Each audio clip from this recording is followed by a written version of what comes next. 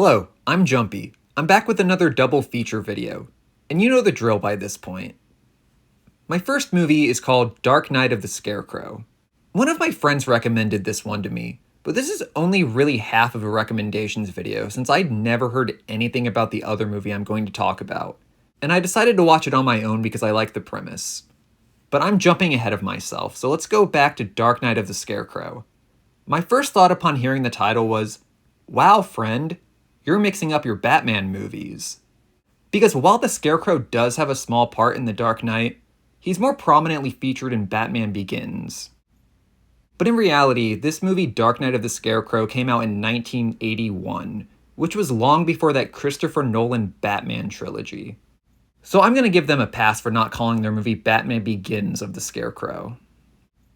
I didn't know until I started watching Dark Night of the Scarecrow that it's a made-for-TV movie. It's presented in a 4:3 aspect ratio, and I paused it to look up if that was really how it was filmed because I didn't want to watch a cropped version.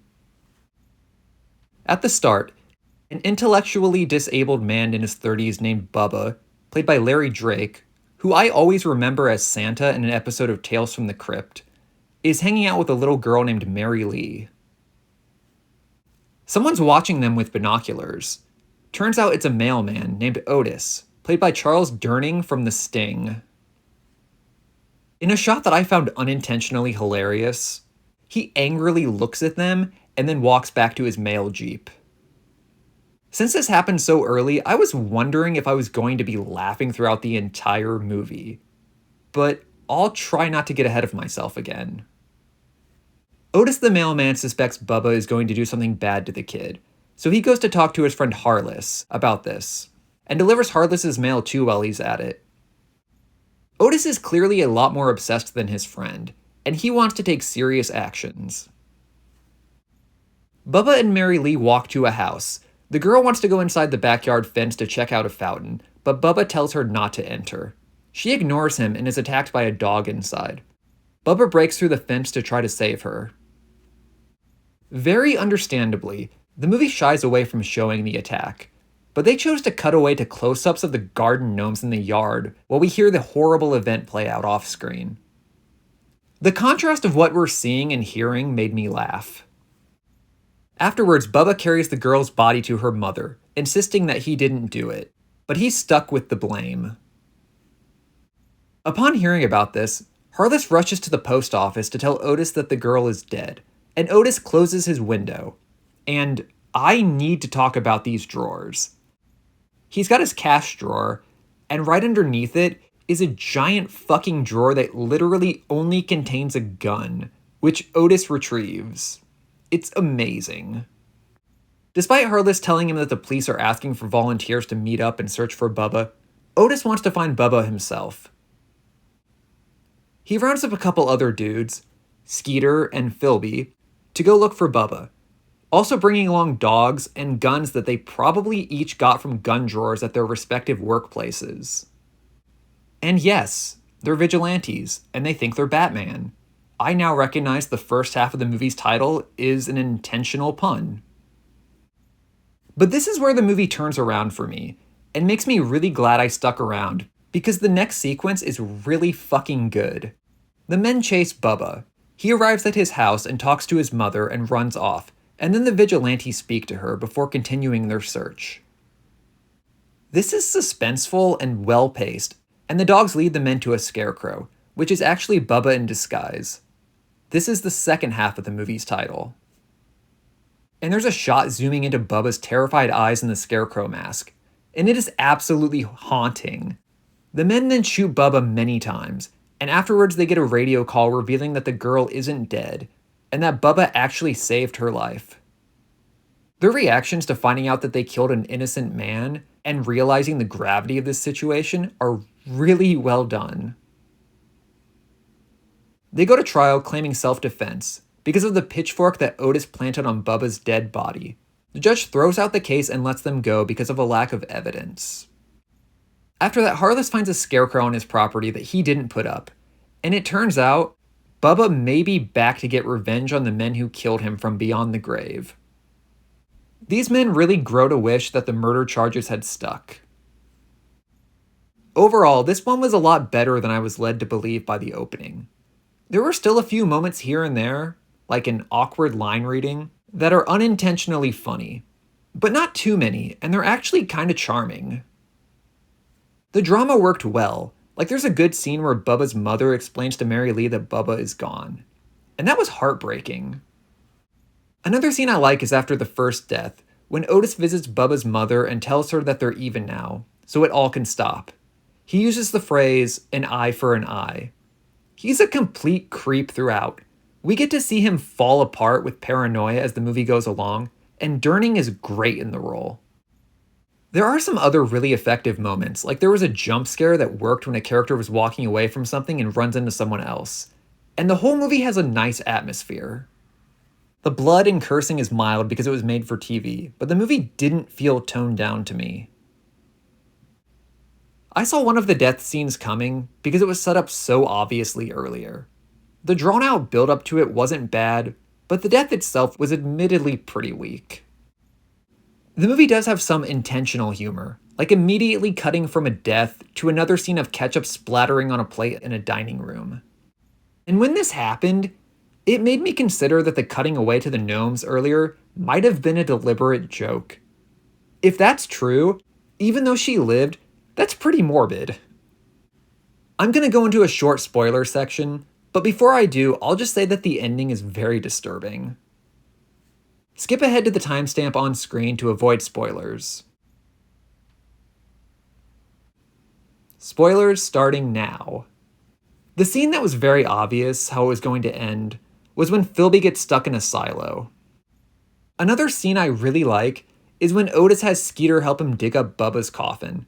Eventually, Otis sits back while Skeeter is in the hole, and Skeeter opens it up to find a body inside. Skeeter runs off, and Otis chases after him and then tackles him, knocking off Skeeter's hat, which is nice foreshadowing to what's going to happen next.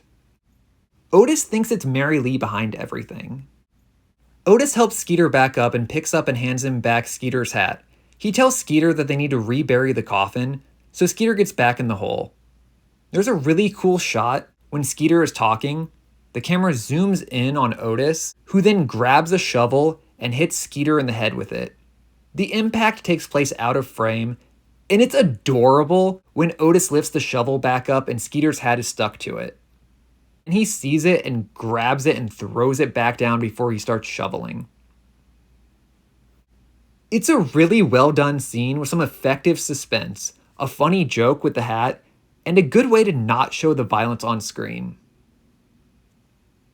When he's driving afterwards, Otis sees Mary Lee in the road. She runs off and he goes after her and crashes his Jeep.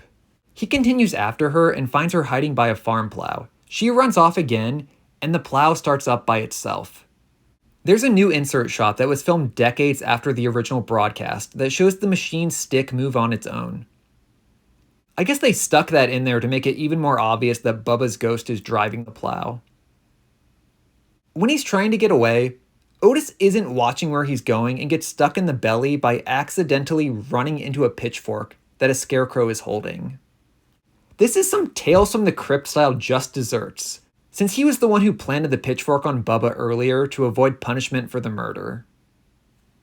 At the end, the girl Mary Lee gets stuck with the ghost, but she's alright with that. End spoilers. Welcome back if you left. I'm giving Dark Night of the Scarecrow a 6 out of 10. The opening is a little misleading as to the quality of the rest of this one, but it's a creepy little movie and definitely worth watching. My second film is Play Dead, a 2022 horror movie. It's about a second-year medical student named Chloe Albright, played by Bailee Madison from The Strangers 2. This is the second time I've mentioned that movie in one of my videos, and I swear I'll get around to reviewing it someday. Anyway, Chloe is not doing well financially and is in danger of losing her house. Without her knowledge, Chloe's brother TJ tries to get some money and agrees to be the getaway driver for a robbery with Ross, who is Chloe's ex-boyfriend. Shit goes bad and Ross is killed, and TJ drives away and burns the stolen car. When he tells Chloe what happened, he realizes that the only evidence that shows his involvement in the robbery is information on Ross's phone. Chloe decides that they should check out the morgue. to try to figure out how to get inside so they can retrieve the phone. When they realize the only way that they can get inside is by being a corpse, Chloe has the absolutely brilliant idea to play dead. She injects herself with some shit that knocks her out, and TJ waits half an hour and then calls 911 to report the body. Like I mentioned earlier in the video, I only watched this one because I like the premise.